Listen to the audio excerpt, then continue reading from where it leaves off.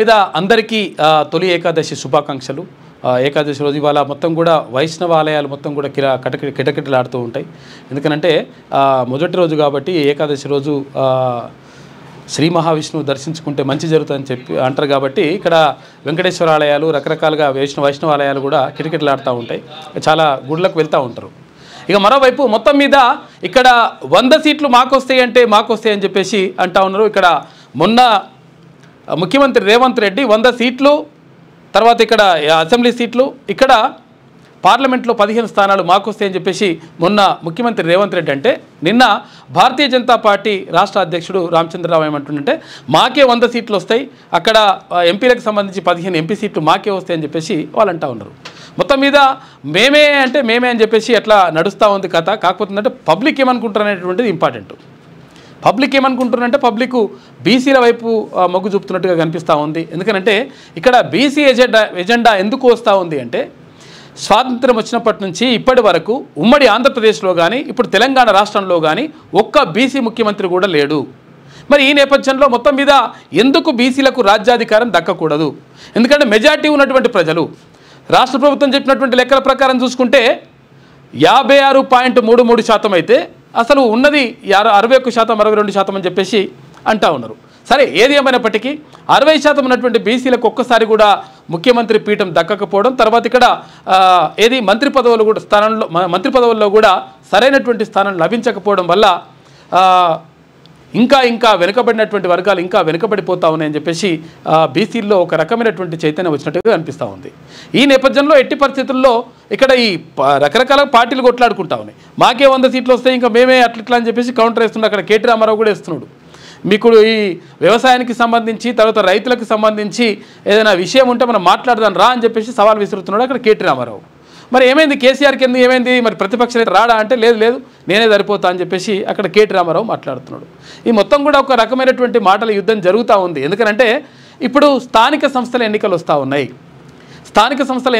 అంటే MPTC, ZPTC, తర్వాత ఇక్కడ సర్పంచ్, వార్డు మెంబర్, ఇవి అన్ని ఎలక్షన్లు వస్తున్నాయి. కాబట్టి ఈ ఎన్నికలు వస్తున్నటువంటి నేపథ్యంలో మొత్తం మీద మాదే ప్రజల్లో గట్టి వాదన వినిపిస్తూ ఉంది. మేమే ప్రజల్లో ఉన్నాము అని చెప్పేటువంటి ప్రయత్నం చేస్తూ ఉన్నాయి అన్ని పార్టీలు కూడా. ఈ నేపథ్యంలో అట్లా జరుగుతూ ఉంది. కానీ కాకపోతే ఏంటంటే ఈ 42% రిజర్వేషన్కి సంబంధించిన అంశం తేలాలని చెప్పేసి ప్రజలు చాలామంది మెజార్టీ ప్రజలు అంటున్నటువంటి మాట. ఈ నేపథ్యంలో మరి ఏం చేస్తారో చూడాలి. దీనిపైన ఇట్లా జరుగుతూ ఉంటే ఇక్కడ మహారాష్ట్రలో ఇక్కడ ఉద్ధవ్ ఠాక్రే, తర్వాత రాజ్ ఠాక్రే, ఇక్కడ వాళ్ళు మహారాష్ట్ర నవనిర్మాణ సేన, అటు శివసేన ఉద్ధవ్ ఠాక్రేకి సంబంధించినటువంటి పార్టీ. అయితే గతంలో అక్కడ బాల్ ఠాక్రే ఉన్నప్పుడు శివసేన పార్టీని ఏర్పాటు చేసినప్పుడు తర్వాత ఒక రకంగా అధికారంలోకి వచ్చిండు, అన్ని రకాలుగా నడిచిన తర్వాత అట్లా మహారాష్ట్రకు సంబంధించినటువంటి అంశము మొత్తం కూడా ప్రధానంగా వాళ్ళు ఎజెండాగా తీసుకొని ముందుకెళ్ళినటువంటి పరిస్థితి కనిపించింది. అయితే ఆ తర్వాత బాల్ ఠాక్రే సోదరుని కుమారుడైనటువంటి రాజ్ ఠాక్రే అంటే ఈయనతోని అంటే శివసేన ఉద్ధవ్ ఠాక్రే పార్టీతోటి ఇమడలేక పక్కకు పోయి ఇంకో పార్టీ పెట్టుకున్నాడు, మహారాష్ట్ర నవనిర్మాణ సేన అని చెప్పేసి. ఈ మహారాష్ట్ర నవనిర్మాణ సేన పెట్టేసి ఆయన పార్టీ నడిపించుకున్నాడు. తర్వాత ఇక్కడ శివసేన ఉద్ధవ్ ఠాక్రేకి సంబంధించి ఈయన నడిపించిన పార్టీ. అయితే ఈ ఇద్దరి మధ్యలో అగ్గి మీద గుగ్గులం అన్నట్టుగా ఎప్పుడు కూడా వాళ్ళు ఎప్పుడు కలిసినటువంటి సందర్భం లేదు. పరిస్థితులు మొత్తం కూడా రాజకీయంగా వాళ్ళు విడివిడిగానే ఉన్నారు. ఈ నేపథ్యంలో ఇప్పుడు మొన్న జరిగినటువంటి పరిణామాలు ఏంటంటే, హిందీ భాషకు సంబంధించినటువంటి అంశము తెరపైకి వచ్చింది. హిందీ భాషని అన్ని రాష్ట్రాలపైన ఎట్లా రుద్దుతారు మీరు అని చెప్పేసి కేంద్రాన్ని వాళ్ళు ప్రశ్నించారు. ఈ నేపథ్యంలో మరాఠీనే ఉండాలి, మరాఠీ మేము అమలు చేసుకునేటువంటి అవకాశం ఉండాలని చెప్పేసి వాళ్ళు ఒక వాదన వినిపించినటువంటి నేపథ్యంలో మహారాష్ట్ర ప్రజల తరఫున మేమిద్దరం ఒకటవుతున్నాం, తర్వాత ఇక్కడ మహారాష్ట్ర మరాఠీకి సరైనటువంటి స్థానం దక్కాలి, హిందీని మాపైన రుద్దడం ఏంది, మేము ఇష్టం అంటే చదువుకుంటాం లేకపోతే లేదు అని చెప్పేసి ఇద్దరు కూడా రాజ్ ఠాక్రే తర్వాత ఉద్ధవ్ ఠాక్రే నిన్న ఒకటయి మొత్తం వాళ్ళు బహిరంగంగా ఓ కార్యక్రమాన్ని కూడా తీసుకున్నారు. ఇట్లా మొత్తం మీద ఇట్లా జరుగుతూ ఉన్నాయి. అయితే ఇక్కడ వాతావరణం చూసుకుంటే మొత్తం వానలు వస్తున్నట్టుగా అనిపిస్తూ ఉంది. ఒక్కోసారి వస్తలేవా ఏమవుతుందో అర్థమవుతలేదు. ఎందుకంటే మేలో బాగా ఎండలు కొట్టాలి కానీ వానలు కొట్టినాయి. తర్వాత జూన్లో వానలు స్టార్ట్ కావాలి కానీ వానలు వస్తలేవా అని చెప్పేసి ఏం అర్థం కానటువంటి పరిస్థితుల్లో జూన్ మొత్తం గడిచిపోయింది. గడిచిపోయిన తర్వాత ఇప్పుడు జూలై చూసుకుంటే జూలైలో ఒక రకమైనటువంటి వాతావరణం కనిపిస్తూ ఉంది. ఇంకా చాలా వార్తలు ఉన్నాయి, మనం మాట్లాడుకుందాం. ముందుగా ఈనాడు దినపత్రికను చూద్దాం. అడవి ఒడిలో పాఠాలు విందాం పదండి అని చెప్పేసి ఒక ప్రత్యేక కథనం వేసింది ఈనాడు దినపత్రిక. మట్టి నేలే మెత్తటి పసుపు, చుట్టూ పుట్టలే చిరకాల దోస్తులు, పక్షుల అరుపులే నిద్రలేపే అలారాలు, ఆపదలే జీవిత పాఠాలు నేర్పే గురువులు. ఇది గిరిజనుల జనజీవనం కాదు, నగరంలోని యువత, ఐటీ ఉద్యోగులు వారాంతాల్లో ఏరికోరి ఎంచుకుంటున్న ఆట విడుపు. ఏమవుతుందంటే చాలామంది ఏమవుతుందంటే ఈ బిజీ లైఫ్లో ఏం చేయాలని అర్థం కాక, అంటే ఇదంతా కూడా టెన్షన్స్, తర్వాత ఈ వాహనాలు, ఈ రద్దీ, కాలుష్యం, ఇవన్నీ కూడా తట్టుకోవడానికి ఏం చేస్తారంటే ఊర్లలోకి వెళ్తున్నారట. పల్లె వాతావరణంలోకి వెళ్ళి ఆ పల్లెల్లో ప్రకృతిలో సేద తీరాలని చెప్పేసి చాలామంది భావిస్తూ ఉన్నారని చెప్పేసి ఒక ప్రత్యేక కథనం వేసింది ఈనాడు దినపత్రిక. వారమంతా ఉరుకుల పరుగుల జీవితం, వారాంతంలో పబ్లు, క్లబ్లు, సరదాలు, ఇది కాదు జీవితం అంటే అని భావిస్తున్న కొంతమంది యువకులు ఇప్పుడు జీవిత పాఠాలు నేర్చుకునేందుకు ప్రకృతిలోకి పయనం అవుతున్నారు. ఉదయం వెళ్తే సాయంత్రానికి తిరిగి రావడం కాకుండా సాధ్యమైనంత ఎక్కువ సమయం అక్కడ గడుపుతున్నారు. సౌకర్యవంతమైన బెడ్రూమ్లకు బదులు టెంటులలో మట్టి నేలపై పడుకుంటున్నారు. ఏసీలు, కూలర్లకు బదులు పచ్చటి చెట్ల నుంచి వచ్చే స్వచ్ఛమైన గాలిని పీల్చుకుంటున్నారు. చిమ్మ చీకట్లో లాంతరు పట్టుకొని నడుస్తూ సరికొత్త అనుభూతి పొందుతున్నారు. అడవిలో ఆపద వస్తే ఎలా ఎదుర్కోవాలో సర్వైవల్ స్కిల్స్ తెలుసుకుంటున్నారు. అడవిలోకి ఆహ్లాదం కోసం వెళ్ళిన వారు అక్కడ నేర్చుకునే లైఫ్ స్కిల్స్ ఎన్నో అని చెప్పేసి ఒక ప్రత్యేక కథనం కనిపిస్తూ ఉంది.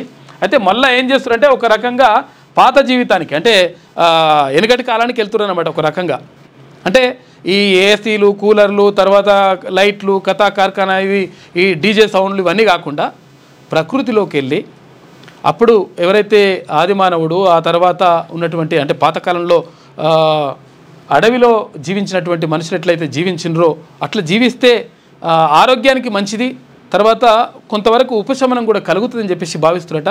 అందుకోసం అని చెప్పేసి అడవిలోకి వెళ్తున్నారని ఒక ప్రత్యేక కథనం వేసింది ఈనాడు దినపత్రిక. ఎదురు చూపుల్లో 8.9 లక్షల మంది సాదా బైనామా కొలిక్కి వచ్చేనా? ఇక రెవెన్యూ సదస్సుల్లో 40% దరఖాస్తులు ఇవే ఉన్నాయంట. భూభారత్ చట్టంలో పలు సెక్షన్లు చేర్చిన ప్రభుత్వం. ఇక క్రమబద్ధీకరిస్తే 20 లక్షల ఎకరాలకు పైగా పట్టాలు, న్యాయస్థానంలో కేసు, ఉత్తర్వుల కోసం రెవెన్యూ శాఖ నిరీక్షణ అని చెప్పేసి 8,90,000 మంది ఎదురు చూస్తున్నారట. దేనికోసం? సాదా బైనామా ఒక రెగ్యులర్ చేస్తారా, ఎట్లా చేస్తారని. ఎందుకంటే అప్పుడు పాత కాయిదాలు రాసిచ్చేసి, తెల్ల కాగితం మీద రాసిచ్చారు. తెల్ల కాగితం మీద రాసిస్తే మరి చెల్లదా? మరి ఆ భూమి కొన్నాం, మరి రిజిస్ట్రేషన్ ఏమో చేయించుకోలేదు, రిజిస్ట్రేషన్ చేయించుకోకపోతే మరి పరిస్థితి ఏంది? అది మ్యూటేషన్ అవుతుందా అంటే ఇప్పుడు మ్యూటేషన్ కాలేదు. కాబట్టి ఇప్పుడన్నా మరి ఒకవేళ ఇప్పుడు ఈ భూభారతిలో ఇటువంటి ఏమైనా నడుస్తుందా? ఈ 8,90,000 మంది దానికోసం ఎదురు చూస్తున్నారట. తెల్ల కాగితాలపై చేసుకున్న భూ కొనుగోలు ఒప్పందాల అంటే సాదా బైనామాలను క్రమబద్ధీకరించాలంటూ సామాన్యుల నుంచి పెద్ద ఎత్తున డిమాండ్ ఉంది. ఇటీవల రాష్ట్ర ప్రభుత్వం నిర్వహించిన రెవెన్యూ సదస్సుల్లో వచ్చిన దరఖాస్తుల్లో 40% వీటిపైనే ఉన్నాయి. ఇప్పటికే రాష్ట్ర వ్యాప్తంగా 8,90,000 మంది దరఖాస్తు చేసుకుని ఉన్నారు.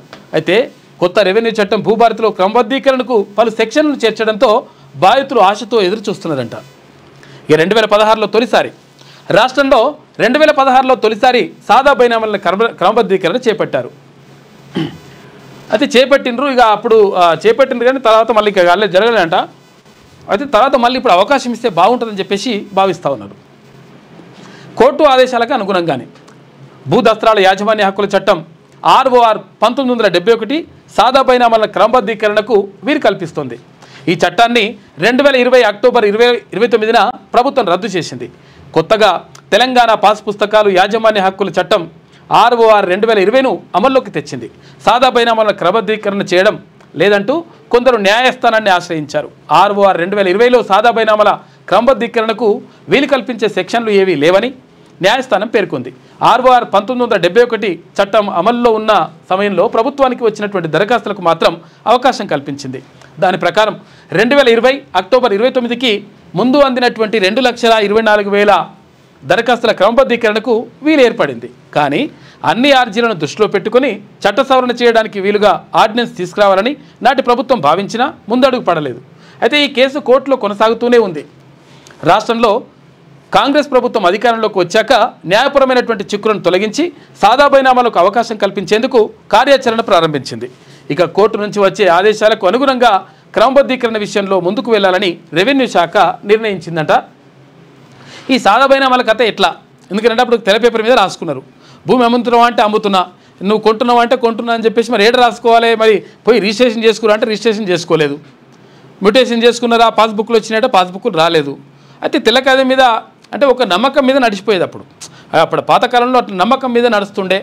ఈ నమ్మకంతో ఆ తెల్ల పేపర్ మీద రాసుకున్నటువంటి ఆ భూమి ఈ దున్నుకునేటోళ్ళు కొన్న వాళ్ళే ఉంటారు, తర్వాత ఆ తెల్ల పేపర్లు పైన అమ్మిన వాళ్ళు సంతకం పెడతారు, అంత అయితే కానీ ఇది చట్ట ప్రకారం చెల్లుతుందా చెల్లదా అంటే ఈ సాదా బైనామా అనేటువంటి ప్రత్యేకంగా ఒక చట్టం తీసుకొచ్చిండ్రు.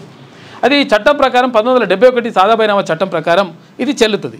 కాకపోతే ఏంటంటే దాన్ని ఇప్పుడు అమలు చేస్తారా, లేకపోతే ఇప్పుడు 8,90,000 ఏది దరఖాస్తులు ఉన్నాయి, దానికి సంబంధించి ఏం చేస్తారు, ఏం కథ, ఇప్పుడు అవకాశం ఇస్తారా లేదనే దానిపైన చర్చ జరుగుతూ ఉందంట. మరి ఏం చేస్తారో చూడాలి. ఏది భూభారతిలో లైంగిక దాడుల బాధితులకు భరోసా కల్పించాలి, రక్షణ కల్పించడం ద్వారా వారి బాల్యాన్ని తిరిగి ఇవ్వాలి. వాయిస్ ఫర్ వాయిస్లెస్ చర్చా కార్యక్రమంలో సీఎం రేవంత్ రెడ్డి న్యాయం అందించడం అంటే నిందితులకు శిక్షలతో సరిపెట్టడం కాదని వ్యాఖ్య. పిల్లలు మహిళలకు ప్రభుత్వం అండగా ఉంటుందని వెల్లడించారు ముఖ్యమంత్రి రేవంత్ రెడ్డి. మొత్తం మీద లైంగిక దాడులు జరిగినటువంటి ఎవరైతే పిల్లలు ఉంటారో లేకపోతే బాధితులు ఉంటారో వాళ్లకు భరోసా కల్పించాలి. సమాజంలో వాళ్ళని అంటే తలెత్తుకుని బతికే విధంగా వాళ్ళని చేయాలి. లేకపోతే వాళ్ళు అంటే ఒక ఆత్మన్యూనత భావానికి లోనవుతారు. కాబట్టి అటువంటి వాళ్ళకు అండగా ఉండాలని చెప్పేసి ముఖ్యమంత్రి నిన్న మాట్లాడాడు. సుప్రీంకోర్టు న్యాయమూర్తి జస్టిస్ సూర్యకాంత్కు పుష్పగుచ్చం అందిస్తున్న సీఎం రేవంత్ రెడ్డి చిత్రంలో హైకోర్టు తాత్కాలిక ప్రధాన న్యాయమూర్తి జస్టిస్ సుజయ్ పాల్, న్యాయమూర్తి జస్టిస్ శ్యామ్కో షి అని చెప్పేసి మన చిత్రం చూసుకోవచ్చు. లైంగిక దాడుల ఘటనల్లో న్యాయం అందించడం అంటే కేవలం నిందితులకు శిక్షలు విధించడంతో సరిపెట్టడం కాదని, బాధితులకు భరోసా కల్పించాలని ముఖ్యమంత్రి రేవంత్ రెడ్డి పేర్కొన్నారు. అయితే బాధితులకు అవసరమైన రక్షణ, సమాజంలో గౌరవం కల్పించేందుకు చర్యలు తీసుకోవడం ద్వారా వారికి బాల్యాన్ని తిరిగి ఇవ్వాలన్నారు. వాయిస్ ఫర్ వాయిస్లెస్ అంటే ఎవరికైతే గొంతు ఉండదో ఆ గొంతు లేని వాళ్ళకి గొంతు కావాలని చెప్పేసి, పిల్లల హక్కులు, లైంగిక వేధింపుల నుంచి రక్షణ అనే అంశంపై శనివారం హైదరాబాద్లోని మర్రి చెన్నారెడ్డి మానవ వనరుల అభివృద్ధి సంస్థలో మహిళా భద్రతా విభాగం, మహిళా శిశు సంక్షేమ శాఖ ఆధ్వర్యంలో ఒక కార్యక్రమం నిర్వహించి లైంగిక దాడి జరిగినటువంటి ఎవరైతే బాధితులు ఉంటారో వాళ్ళకు అండగా ఉండాల్సినటువంటి అవసరం ఉంది అని చెప్పేసి నిన్న గట్టిగా మాట్లాడిండ్రు. అవకాశం ఉన్న ప్రతి చోట ఆర్థిక భరోసా, 1 కోటి మంది మహిళలను కోటీశ్వరులను చేస్తాం, 12 నుంచి వడ్డీ లేని రుణాల చెక్కుల పంపిణీ అని చెప్పేసి ఇందిరాశక్తి సంబరాల్లో ఉప ముఖ్యమంత్రి భట్టి విక్రమార్క అన్నాడు. ఇక ప్రజాభవన్లో మహాలక్ష్మి పుస్తకాన్ని ఆవిష్కరిస్తున్న మంత్రులు సీతక్క, పొన్నం ప్రభాకర్, ఇక్కడ భట్టి విక్రమార్క తదితరులు అని చెప్పేసి ఇక్కడ చిత్రం చూసుకోవచ్చు. అవకాశం ఉన్న ప్రతి చోట ఆర్థిక భరోసా కల్పిస్తాం, వడ్డీ లేని రుణాలు ఇస్తామని చెప్పేసి కూడా అంటా ఉంది ప్రభుత్వం. ఎందుకంటే గతంలో కేసీఆర్ ఎక్కడ కూడా పావుల వడ్డీ కొనసాగించడం కానీ, వడ్డీ లేని రుణాలు ఇవ్వడం కానీ ఇవన్నీ కూడా ఏం చేయలేదు. మొత్తం కూడా మహిళా సంఘాలను ఒక రకంగా నిర్వీర్యం చేసినటువంటి పరిస్థితి కనిపించింది. కాబట్టి ఇప్పుడు మహిళా సంఘాలని మళ్ళీ ముందు తీసుకొస్తాం, తర్వాత వడ్డీ లేని రుణాలను కూడా ఇస్తాము, వాళ్ళ సాధికారత కోసం కృషి చేస్తామని చెప్పేసి ఇప్పుడున్నటువంటి రాష్ట్ర ప్రభుత్వం చెప్తా ఉంది.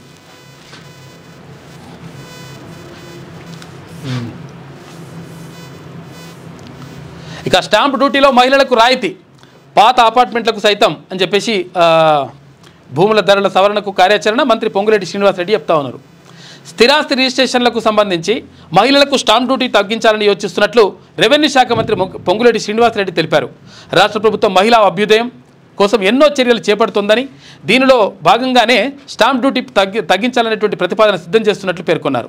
2021లో భారతీయ స్టాంపు చట్టంలో 4 సెక్షన్లు 26 ఆర్టికల్స్పై శాసనసభలో సవరణ బిల్లు ఆమోదించి కేంద్రానికి పంపగా పలు అభ్యంతరాలు వ్యక్తం చేసింది.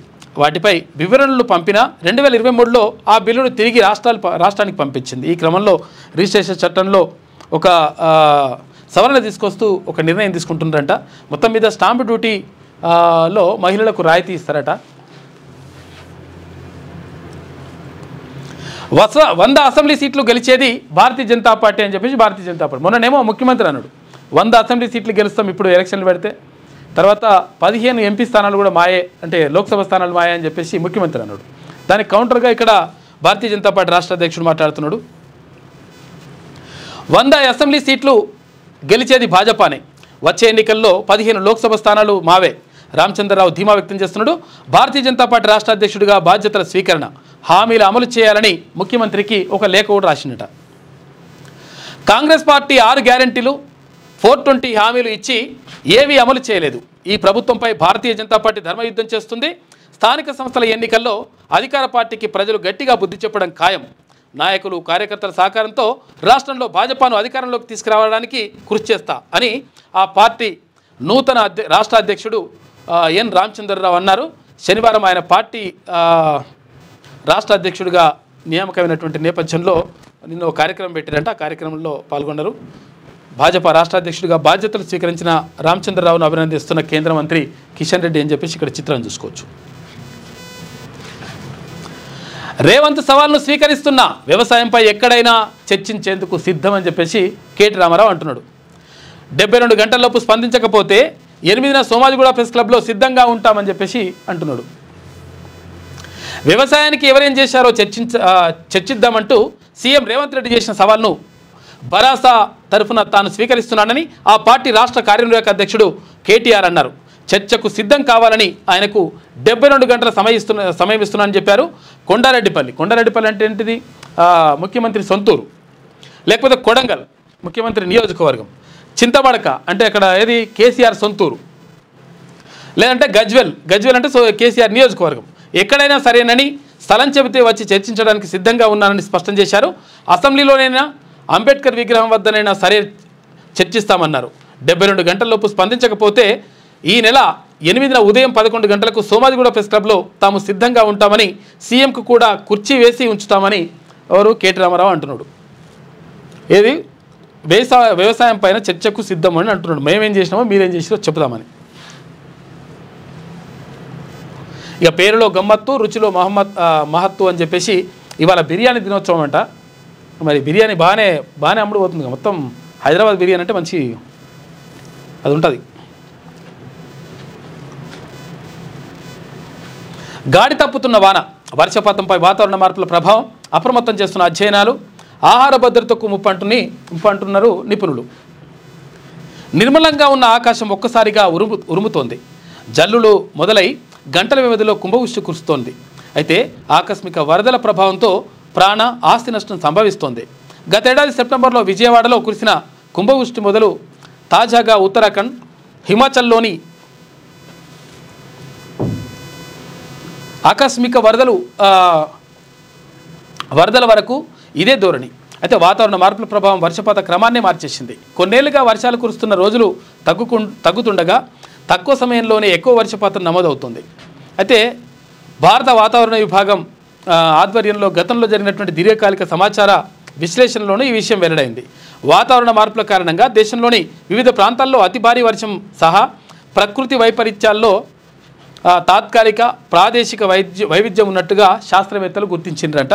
తెలంగాణ ఎట్లున్నదని చూస్తే తెలంగాణ ఇట్లున్నది. 1995 నుంచి 2014 వరకు డేటా ప్రకారం తెలంగాణలోని ఆదిలాబాద్, కరీంనగర్ జిల్లాల్లో ఎక్కువ రోజులు వర్షాలు కురుస్తుండగా దక్షిణ తెలంగాణలో ఆ రోజులు తగ్గుతున్నాయి. నైరుతి సీజన్లో 2015 నుంచి 2024 మధ్య కాలంలో దక్షిణ తెలంగాణ జిల్లాల్లో వర్షాలు కురిసే రోజుల సంఖ్య పెరిగింది. ఆ పెరుగుదల సగటున 6 నుంచి 10 రోజుల వరకు ఉంటుందంట. రాష్ట్రంలోని ఈశాన్య జిల్లాల్లో ఓ మోస్తరు వర్షాలు కురిసే రోజులు సంఖ్య 16 నుంచి 20 మధ్య ఉంది. అయితే దక్షిణ జిల్లాల్లో ఆ సంఖ్య 6 నుంచి 8 రోజులు మాత్రమే. ఉత్తర, తూర్పు జిల్లాల్లో భారీ నుంచి అతి భారీ వర్షాలు కురిసిన రోజులు పెరిగినాయంట. అయితే ఒక్కోసారి పెరుగుతున్నాయి, ఎక్కువ కొట్టిన దగ్గర ఏమో తక్కువ కొడుతుంది, తక్కువ కొట్టిన దగ్గర ఎక్కువ కొడుతుంది. రకరకాలుగా మారుతూ ఉంది వాతావరణ మార్పులు అని చెప్పేసి ఒక కథనం కనిపిస్తూ ఉంది. గాడి తప్పుతుందంట వాన, టైం కొడతలేదు.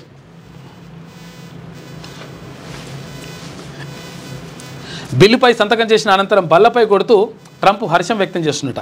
ఏం చేసిండు? చట్టమైన బిగ్ బ్యూటిఫుల్ బిల్లు స్వాతంత్ర దినోత్సవం రోజున సంతకం చేసిన ట్రంప్ అని చెప్పేసి ఈ బిగ్ బ్యూటిఫుల్ బిల్ గురించే బాగా లొల్లయింది. ఇక్కడ ఎలన్ మాస్క్కు ఈయన మధ్య కూడా పెద్ద లొల్లయింది. ఒకవేళ నువ్వు ఈ బిల్లు తీసుకొస్తే నీ పని చేస్తా, అసలు యాక్చువల్గా నేనే పార్టీ పెడతా అని చెప్పేసి చెప్పిండు ఎలన్ మాస్క్. మరి బిల్లు అయితే తీసుకొచ్చారు, మరి ఏం చేస్తారో చూడాలి. ఎలన్ మాస్క్ ఏమంటాడో చూడాలి. ఇప్పుడు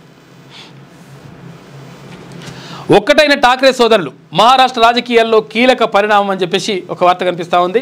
మొత్తం మీద ఇక్కడ శివసేన పార్టీకి సంబంధించినటువంటి ఉద్ధవ్ ఠాక్రే, ఇటు మహారాష్ట్ర నవనిర్మాణ సేనకు సంబంధించినటువంటి రాజ్ ఠాక్రే ఇద్దరు కూడా మొత్తం కూడా ఒకటైరట నిన్న.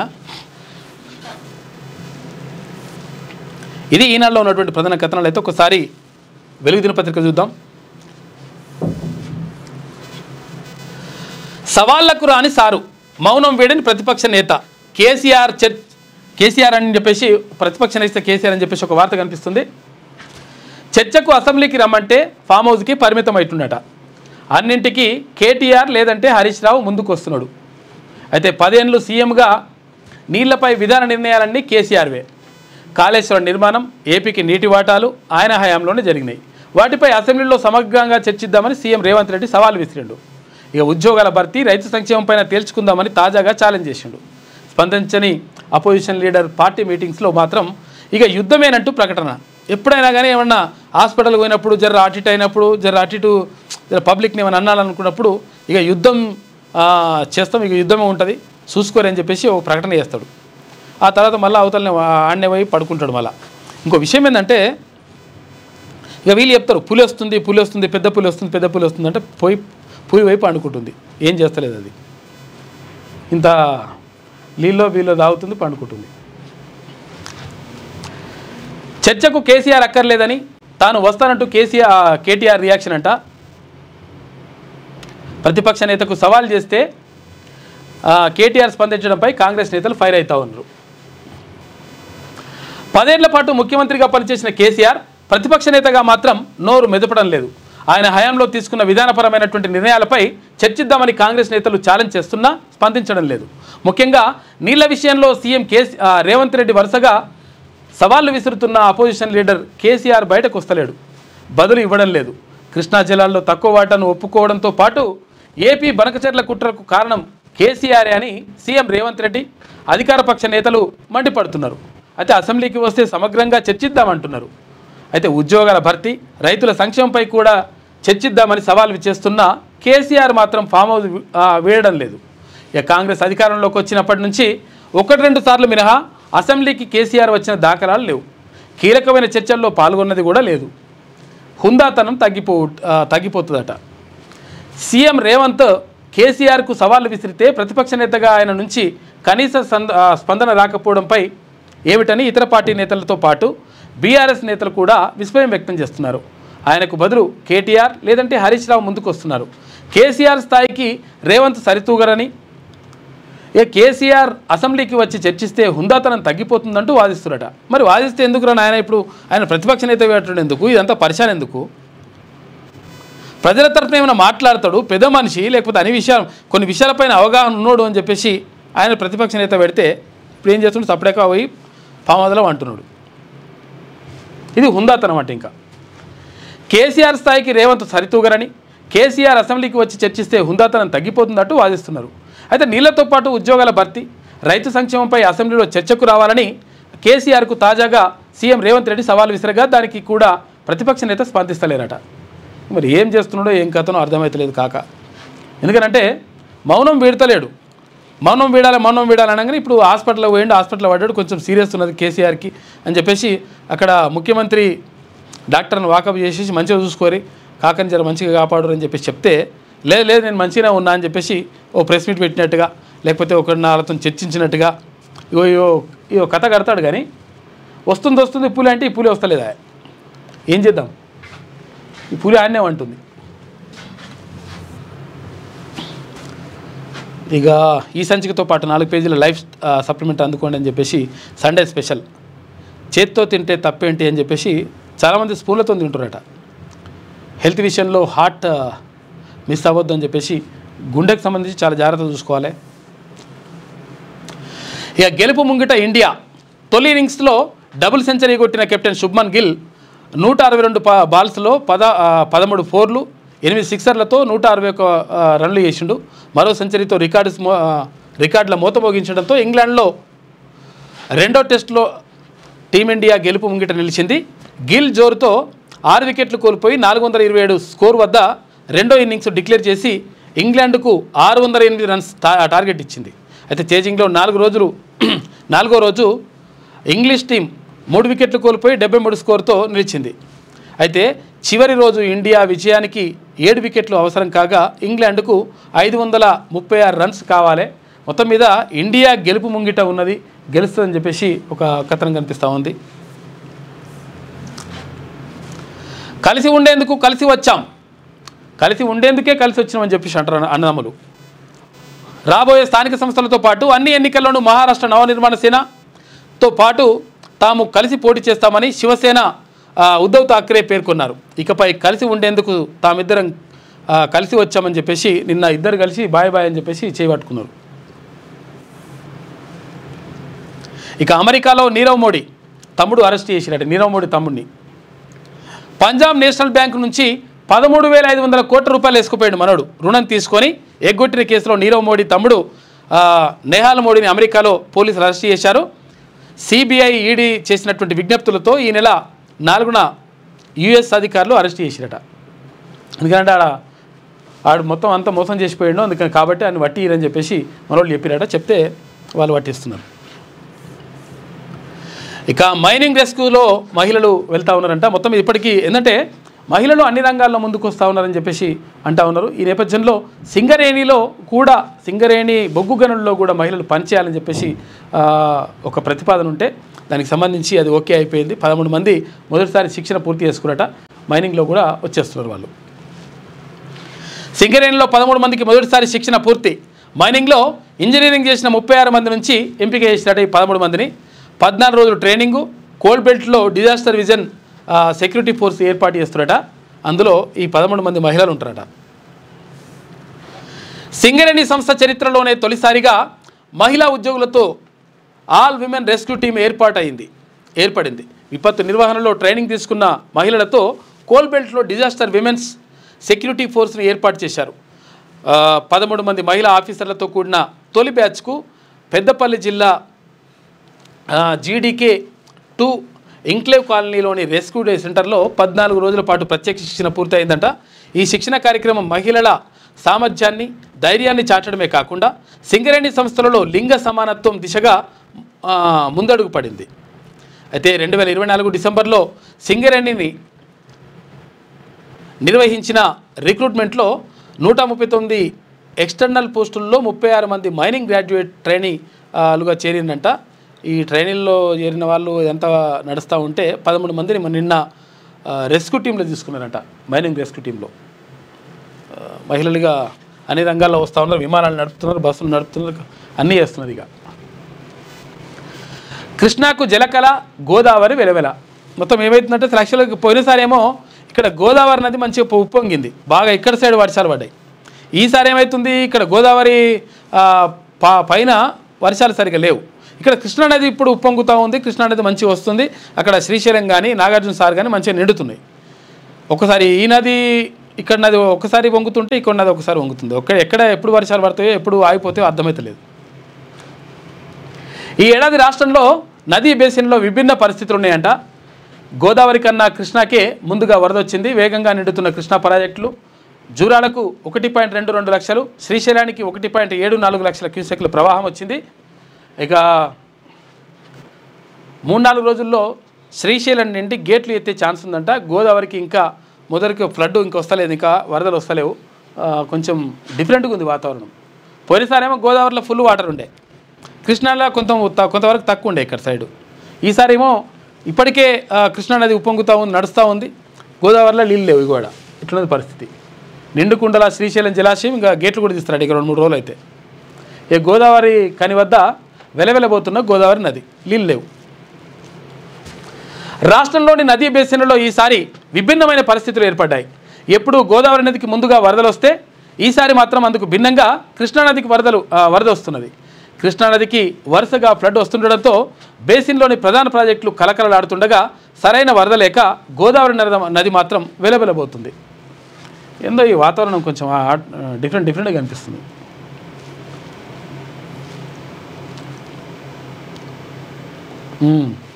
ఇక్కడ రాహుల్ గాంధీ వార్త చూసుకుంటే, ట్రంప్ సుంకాలపై మోడీ తలగ్గుతారు, నా మాట రాసి పెట్టుకోండి అని చెప్పేసి రాహుల్ గాంధీ అంటున్నాడు. ట్రంప్ సుంకాలకు ప్రధాని మోడీ తలగ్గుతారు, రెండు దేశాలకు లాభం ఉంటేనే ట్రేడ్ డీల్కు అంగీకరిస్తామని కేంద్ర వాణిజ్య శాఖ మంత్రి పీయూష్ గోయల్ అన్నారు. కానీ ఈ విషయంలో ఆయన గుండెలు బాదుకోవడం తప్ప చేసేదేం లేదు. ఈయన చెప్తున్నాడు కానీ ఆయన ఒప్పుకోడు. ట్రంప్ ఏదంటే గదే అంటాడని చెప్పేసి ఇక్కడ రాహుల్ గాంధీ ఆరోపిస్తున్నారు.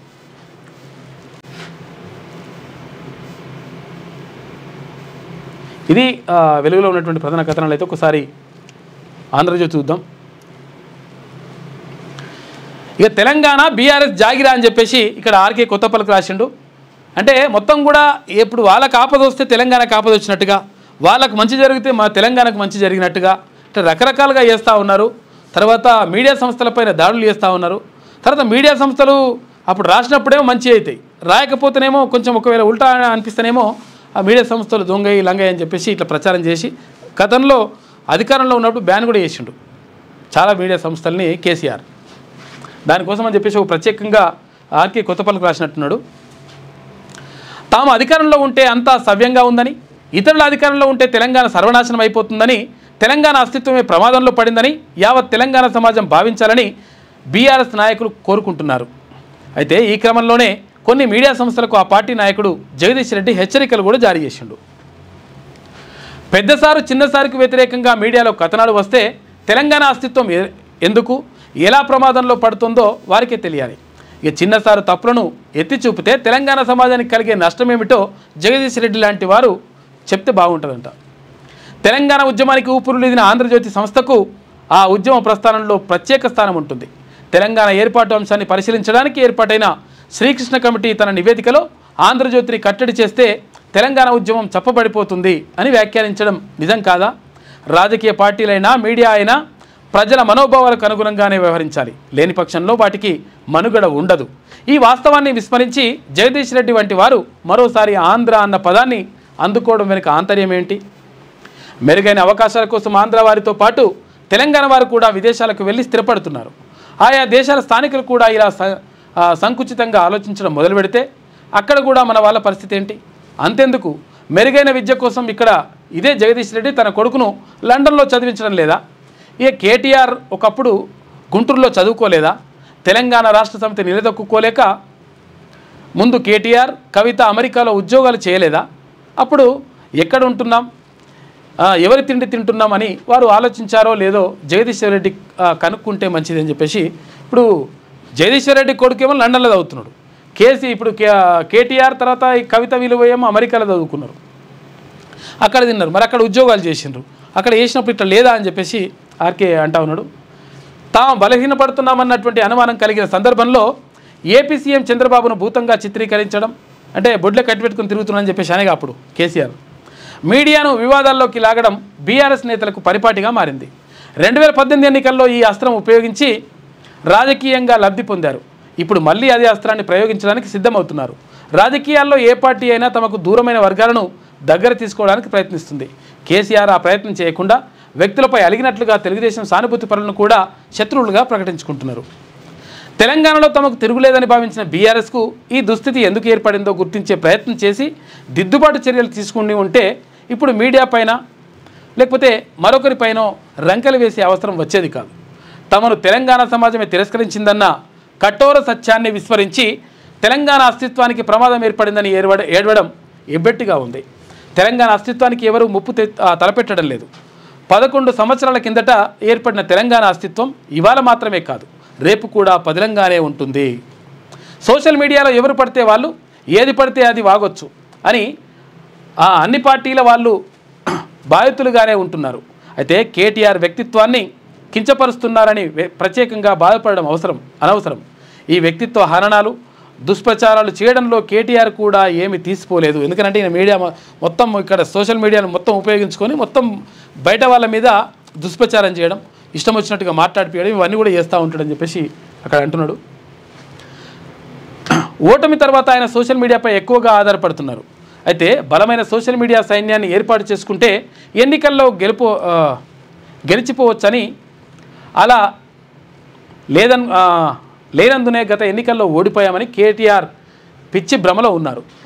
జాతరలో పొట్టేళ్ల తలలు నరికినట్లు ప్రత్యర్థులను రప్పా నరుకుతామని ఆంధ్రాలో వైసీపీ నాయకులు హెచ్చరిస్తున్నారు. అయితే ఈ పోకడలను జగన్ రెడ్డి కూడా సమర్థిస్తున్నారు. జగన్ రెడ్డికి సంబంధం లేకుండా ఒక్క మాట కూడా రాయరిన, ఏదన్నా ఒక మాటనన్నా యాడ్ చేయాలి. ఈ ధోరణి ఇప్పుడు తెలంగాణలోనూ బీఆర్ఎస్ నాయకులు కూడా ఆదర్శంగా తీసుకుంటున్నారు. ఉడత ఊపులకు చింతకాయలు రాలవు, మా వరకు మేము ఇలాంటి దాడులను బెదిరింపులకు ఎన్నో చూశాం. రాజశేఖర రెడ్డి హయాంలో ఆంధ్రజ్యోతి ప్రధాన కార్యాలయంపై దాడి చేసి తగలబెట్టారు. తెలంగాణ ఉద్యమ సమయంలోనూ ఆ తర్వాత కేసీఆర్ పాలనలోనూ ఆంధ్రజ్యోతి సంస్థపై దాడులు జరిగాయి. వివిధ రూపాల్లో నిర్బంధాలు ఎదురయ్యాయి. అయినా వాటన్నింటినీ తట్టుకొని నిలబడ్డాం, భవిష్యత్తులో కూడా నిలబడతామని చెప్పేసి అక్కడ ఆంధ్రజ్యోతి పైన జరుగుతుంది దాడి అని చెప్పేసి ఆర్కే కొత్తపల్లికి మొత్తం దాని మీద రాసిండు.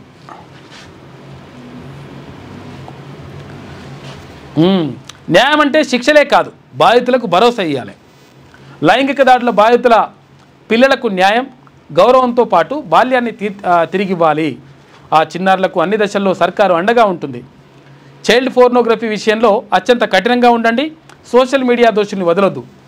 లైంగిక బాధిత చిన్నారుల రక్షణ భద్రత సదస్సులో సీఎం రేవంత్ రెడ్డి మాట్లాడిండు.